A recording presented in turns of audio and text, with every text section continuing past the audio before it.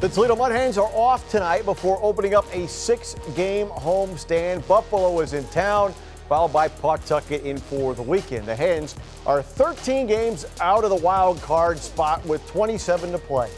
There's still a chance. It's Matt. And there's a new guy in town.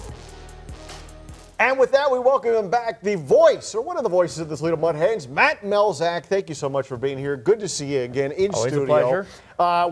We are winding down. The time is funneling away. Not many home games left, not many games left in the season. And I have one question for you, Matt Melzak. Who is Frank Schwindel? Who is Frank Schwindel? Frank Schwindel. Yeah. Picked up off of the Kansas City organization. Yeah. All right, a guy that really has hit very well over his career, and for some reason, this just shows you how difficult the game of baseball is. So he's hit every level. Even last year in AAA in Omaha, had a really good year, hit nearly 30 home runs. You're thinking, oh, this guy's got to be ready for the big leagues. Matter of fact, popped up a little bit with Kansas City earlier this year, and dud. Just could not hit over 200 in AAA. He was struggling, and some of that could be because he went up to the big leagues. And sometimes guys, when they come back, mentally you're off a little bit more. You've thought you've made it, then you get sent back down. And sometimes guys can struggle with that on the adjustment side of things. And clearly that's the case for him. Now Detroit picks him up. He gets put on waivers. Detroit picks him up. They put him in Erie. He hit okay, not great.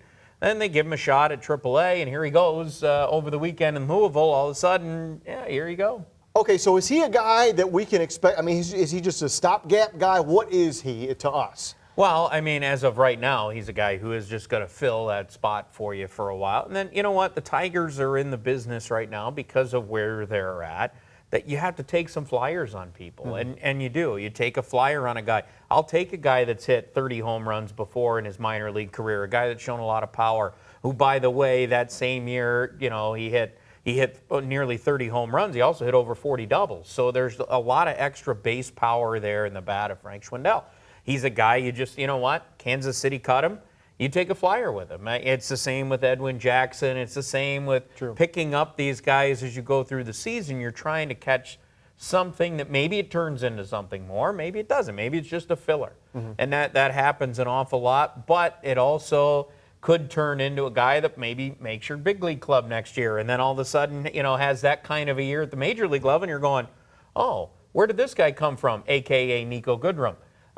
Some of these guys that, kind of get under the radar or were on the radar and then fell off, sometimes those guys just need a change of scenery, and sometimes it works for them. We have not talked to you since the trades up in Detroit. Obviously, Nick Castellanos, one of the Mud Hens that went on to have success individually, maybe not as far as the team record is concerned.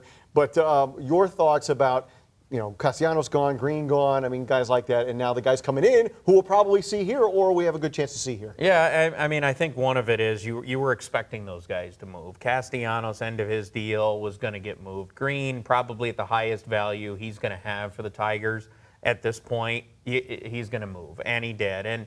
And the Tigers did their best to find some pieces that might be able to help them. Demerit's a guy that already had hit 20 home runs in AAA. Give him a shot at the major league level. You never know. Like I said, you could catch lightning in a bottle. Some guys blossom later than others.